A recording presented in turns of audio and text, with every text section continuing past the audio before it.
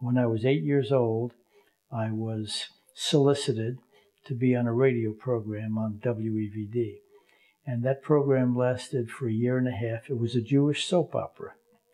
And it was called Drei Deures, 3 generations. In Hebrew, Drei Dorot. And I would go every week and rehearse my lines. It was on Tuesdays.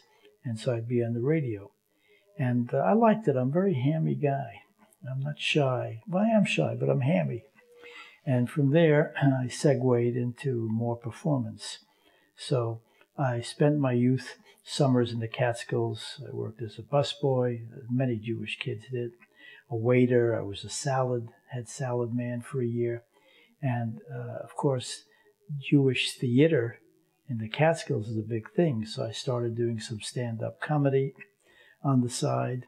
And then at some point earlier, I started to act in the Yiddish theater, the Windsor and some other theaters.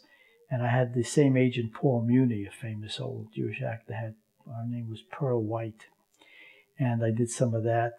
And I think that ended because my family was against it, because it looked like it was going to distract me from school.